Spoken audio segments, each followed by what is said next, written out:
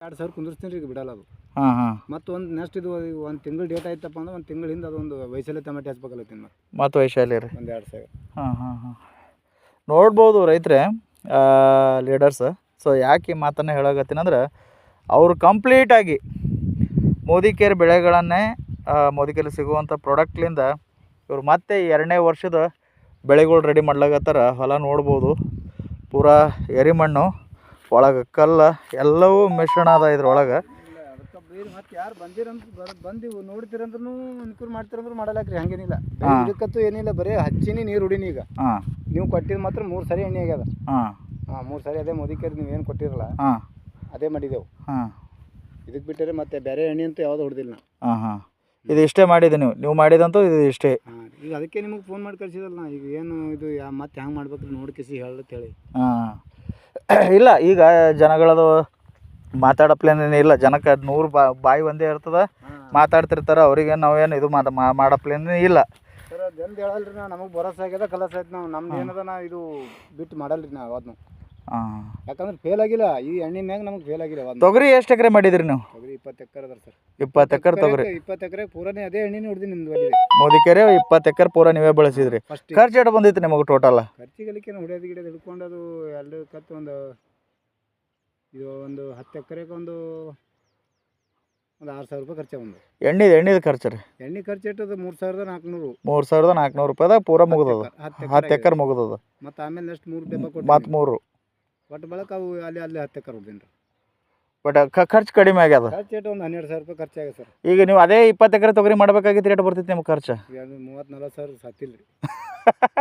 30-40 ಸಾವಿರ ಹಾಕಿ ಮಾಡಿದವರು ನಾಟ್ಯಾಗ ಹೊಡ್ಕೊಂಡು ಮನ್ಯಾಗ ಕುಂತಾರಿ ಮಾಡ್ಯಾರ. ನಮ್ಮ ಎದುರೇ ಮಾಡ್ಯಾರ. ಹಾಂ ಅಷ್ಟು ಮಾಡ್ಯಾರ. ಅದು ಎಣ್ಣೆ ತಂದು ಹೊಡೆದಾರ ಭೀ ಅವರು.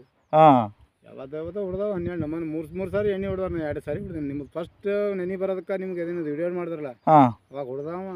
ಮತ್ತೊಮ್ಮೆ ನಾ ಮಾಡಿಲ್ಲ, ಮತ್ತೇನು ಮಾಡಿಲ್ಲ ಅದಕ್ಕೆ. ಒಂದು ಸಾರಿ ನಾವು ಟೆಕ್ಮಿ ತಂದು ಹೊಡೆದಾವ. ಮತ್ತೊಮ್ಮೆ ಎಣ್ಣೆ ಹೊಡೆದಿಲ್ಲ. ಕೊಯ್ಲೇಬೇಕು ತೊಗರಿ. ಹಾಂ ಹಾಂ ತೊಗರಿ ಕಾಯಿ ಹೆಂಗೆ ಕಟ್ಟ್ಯದ್ರಿ? ಇಲ್ಲಿ ವಿಡಿಯೋ ಮಾಡಿ ನೋಡ್ರಿ, ಒಳಗೆ ನೋಡ್ರಿ ಇದು. ಹಾಂ ಹಾಂ ಹಾಂ ನೋಡ್ತೀನಿ ರೀ. Yes, thank you. ಕಬ್ಬು ಏನು ಮಾಡ್ಲಾಗತ್ತೀರಿ ಈ ವರ್ಷ?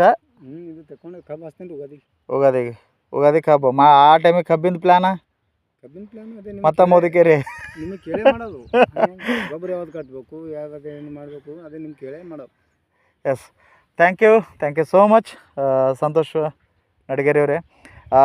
ನಾನು ಹೇಳುವಂಥದ್ದು ಉದ್ದೇಶ ಒಂದು, ಸಾವಯವ ಕೃಷಿ ಎಷ್ಟರ ಮಟ್ಟಿಗೆ ಪವರ್ಫುಲ್ ಅದ ಅಲ್ಲದಕ್ಕೆ ಬೆಸ್ಟ್ ಎಕ್ಸಾಂಪಲ್ ಇವತ್ತು ರೈತರ ಜೊತೆ ನಾವು ಡಿಸ್ಕಷನ್. ಅವರು ಹೊಲದಾಗ ನಿಂತಿದ್ದೀವಿ, ಟೊಮೊಟೊ ಪ್ಲ್ಯಾನ್ ಮತ್ತೆ ನೋಡೋಕೆ ಬರ್ರಿ ಸರ್ ಅಂತಂದಾಗ ವಿಸಿಟಿಂಗ್ ಕೊಡೋಕೆ ಬಂದಿದ್ದೆ ನಾನು.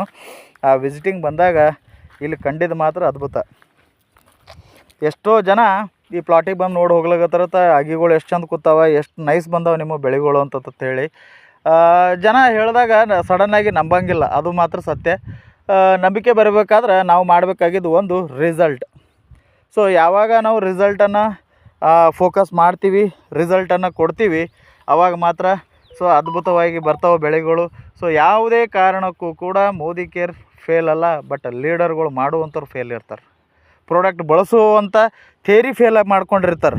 Otherwise so Modi care product ಎಂದಿಗೂ ಫೇಲ್ ಇಲ್ಲ. ಅದನ್ನು ಸರಿಯಾದ ರೀತಿಯಲ್ಲಿ ಯೂಟಿಲೈಸೇಷನ್ ಮಾಡಿಕೊಡ್ರಿ. ಯಾವುದೇ ಕಾರಣಕ್ಕೂ ಕೂಡ ಮೋದಿ ಕೇರ್ ಬಗ್ಗೆ ನೆಗೆಟಿವ್ ಮಾತಾಡಬೇಕಾದ್ರೂ 10 ಸರ್ತಿ ಯೋಚನೆ ಮಾಡಿ ಮಾತಾಡ್ರಿ ಅಂತ ನಾನು ಹೇಳೋಕ್ಕೆ ಇಷ್ಟಪಡ್ತೀನಿ. ಬಳಸಿದಂಥ ವ್ಯಕ್ತಿಗೆ ಮಾತ್ರ ಅದ್ರದ್ದು ನಾಲೆಜ್ ಗೊತ್ತಿರ್ತದೆ. ಆ ಪ್ರಾಡಕ್ಟ್ ಬಗ್ಗೆದಾಗ ಗೊತ್ತಿರಬೇಕು, ಕಂಪ್ಲೀಟ್ ನಾಲೆಜ್. ಸೊ ಅದರ್ವೈಸ್ ಗೊತ್ತಿರಲಾರ್ದಂಥ ವ್ಯಕ್ತಿಗಳು ಯಾರೇ ಇದ್ರೂ ಕೂಡ ಅನ್ಎಕ್ಸ್ಪೆಕ್ಟೆಡ್ ಮಾತಾಡೋದು ಅವಶ್ಯಕತೆ ಇಲ್ಲ ಅಂತ ನಾನು ಹೇಳೋಕ್ಕೆ ಇಷ್ಟಪಡ್ತೀನಿ. And thank you so much. Join ಆದಂಥ ಎಲ್ಲ ಲೀಡರ್ಗಳಿಗೂ ಕೂಡ love you to all. Thank you. ಗಿಡ ನೋಡ್ರಿ ಹಂಗೆ ಬಂದ ನೋಡ್ರಿ. ಖಾತಾ ಯಾವ್ದು ಖಾತಾ 17 ಕಟ್ಟಬೇಕಲ್ಲ.